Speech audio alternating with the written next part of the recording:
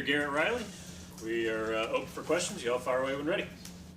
You kind of do your self-scouting during that open day, and you kind of sit down and you go, okay, here's what we have to get better at as an offense. Here's what I have to get better at as a play caller. Kind of what did you come up with? What were some of your thoughts as you head into this final month or so of the season? Yeah, you're always kind of, since we've had 2 bye weeks now, you're kind of really cross-referencing the self-scouts from both of those time periods, kind of comparing both of those that we did during each of the bye weeks. So that's been great for us. I mean, came out of the first bye week and you're 2-1 and thought that we improved in some areas that we needed to on offense in that 3-week span. But obviously the biggest thing is running efficiently and effectively. We did that in spurts in that 3-game stretch. Certainly against Boston College, had a really good day and was efficient running the football that day. So we just got to manufacture and kind of, compound that as we move forward. But, like I said, a lot of it was really just trying to cross-reference from the 2, from any tendencies, but then exactly what you're saying, like what do we need to get better at or what are we doing well? And then how can we manufacture more of that? So I think that's some of the, as coaches, kind of the big takeaways of trying to manufacture more of what we are doing well. So that for us was probably the most beneficial. It's hard to run the football when the offensive line isn't playing well. How do you kind of get that group, to get back to a level where you can run it successfully? Yeah, I mean, it's man, we got to be consistent that way, right? And I mean, like I said, we've had flashes where we've been pretty good up there and we've been solid, and we've had other flashes like any other position on our team where we've, we got to just be more consistent that way. So I think it's just continuing to grind, continuing to let the front know, like our offensive line, tight ends, backs, everybody understand, like, hey guys, we want to be successful. Like we have to get this done. And so I think it's just emphasis on that as we move forward, and I think they can certainly feel that from us. When you look at the SMU tape, the slow start on offense, just what do you attribute to that after being able to kind of assess that film? Yeah, it just kind of was frustrating, I mean, it was kind of like we had to weather our own storm a little bit early in that game, and you've got CV in there and kind of looking at it, you're like, well, he didn't play very good early. Well, a lot of it was kind of just things around him, to be quite honest. So, once we kind of weathered our own storm there, we kind of got going and got back in the game and was able to create some momentum for our team. And so, yeah, I mean, that was a frustrating deal because I thought a lot of it was self-inflicted, which certainly can't happen and where you have to be better. When you say things around him, what specifically are you talking about during that first quarter? Yeah, I mean, we had a couple short yardage situations that we needed to convert, just running the football, and we just didn't execute, didn't get it done. And I know we had a big blitz pickup that we needed to have happen where we had it was close with his arm going forward where they called it a fumble. So obviously that was a big play early in that game. And, I know defense, I believe, did a great job and held them to a field goal after that. But, took us off the field. And where we had a couple things going, had a first down or 2 and was moving the football, and that certainly kills your offensive momentum early in that game. So just had to overcome that. And, like I said, I thought CV specifically did a good job of hanging in there and bouncing back and ultimately giving us a chance to win. What do you think it did for CV? What do you think? And then, talking with him in the locker room afterwards, he was pretty hard on himself, I thought, what have you already seen different from him in practice? Well, I mean, quarterbacks are just always going to be their own probably hardest critic. I mean, that's the nature of this position and their position, and certainly with him and as an individual, he wants to win, and he's you saw toughness with him. I mean, he will hang in the pocket, he'll get hit, he'll try and stand in there and deliver. So I mean, you saw a lot of great things and some good attributes with CV in that game, and his ability to bounce back.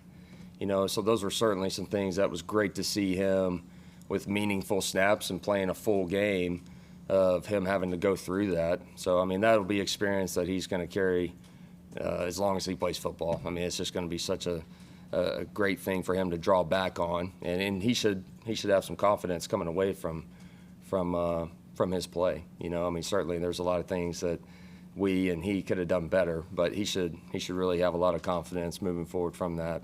And and I've seen him just in practice, like just with some of the execution part of it, like some of just the urgency too. Like I've seen that improve and just pick up the more that he's had those reps, and now that he has true game experience, like you can really kind of see, I think, even his practice play elevate. So I'm certainly happy about that. Do you feel like a game on the sideline maybe did Cade some good as well, just be able to watch things?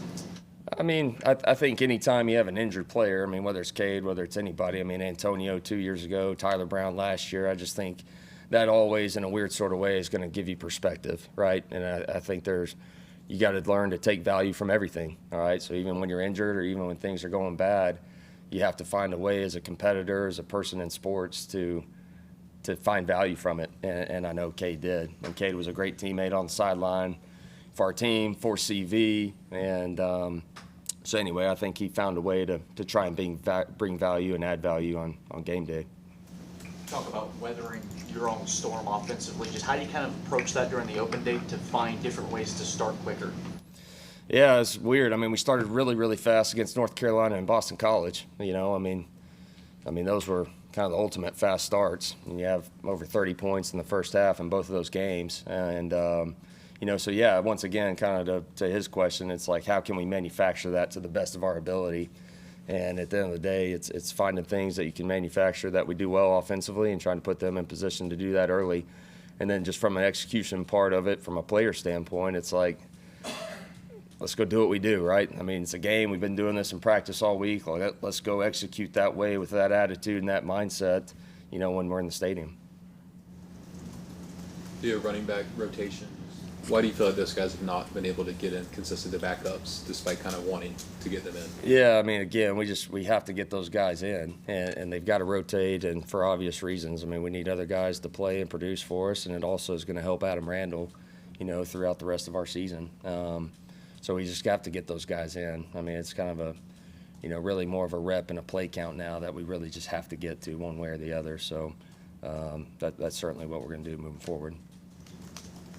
As last year, I guess is that an instructive lesson on that, as y'all rode Maffa so hard and late in the year he wasn't there? Yeah, I mean, history shows, like, just whoever that is, like, that position's going to take a toll, right, at any level of football. And, we got guys that can help us, and so we just got to let them do it and let them play and have to go through, if it's growing pains or whatever it is, like, we're just going to have to do that because ultimately it's going to help our team from a big picture standpoint.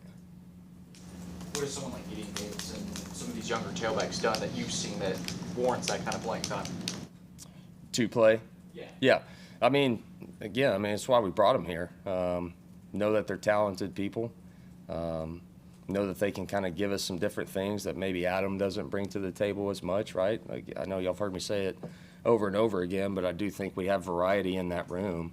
And so, once again, I just think that's going to continue to help our offense and running it effectively or pass catching or whatever it may be. I just think that's going to add an element of production for us, right? And once again, help that position group and help Adam, throughout the season. Is there any difference in terms of game planning when you don't know quite who the quarterback's going to be going into Saturday? Do you have like one? It's a tough deal. Yeah, that kind of adds to the level of challenge for sure.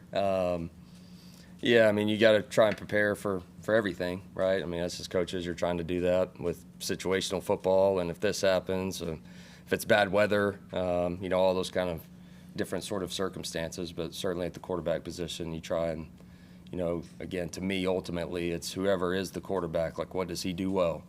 And it kind of always starts there, and then you kind of build your offense that way, all right? And that's, once we kind of knew it was probably going to be CV's show, we certainly tried to do that, with what we felt that he can handle and he can do well. I guess just seeing him in a game now, does that give you more confidence in doing more with him, potentially, just because you've seen him? Oh, yeah. I mean, now that the guy's played and he's had to battle through some ups and downs and was able to create and make plays. And so, yeah, I mean, that certainly gives him confidence, and it's going to give coaches confidence. Just like anything, when you have dependability as a player, coaches are going to tend to favor that. And that to me is one of the most important characteristics players can have and coaches can have is dependability. With Wesco down, just thoughts on receivers and kind of how that might shake out. Yeah, I mean, Tristan Smith, obviously, Cole Turner, are certainly going to have to step up for us, and excited to see them do that. I mean, they've been rotating more and more the last few games, but obviously this is going to provide, a lot of reps for those guys, and then still got to be able to move around. TJ and Antonio can certainly play anywhere, and as well as Tyler Brown. So just those collection of guys are just going to have to be probably a little more ready to play different spots than maybe what we typically would. Go ahead. Chris Denson got a rep against SMU 2 weeks ago. I guess what has he kind of showed in practice for him to get a package for himself for a game? Yeah, I mean he's definitely a different element for us, and he's just been coming on and doing a great job. He's been on scout team primarily most of the year, but that's such a great tool of development for him as a quarterback, and so he's just been coming on and getting better and better, and then obviously going into this last game with a little uncertainty at quarterback, just want to have something ready, with him, and felt like we had a little package for him, but never really got to a bunch of it. Just wanted to have a few things that he could kind of give us a change of pace there, and potentially something that SMU wasn't ready for. How surprised are you at the offensive line's inconsistency, just based on what you thought going into the year?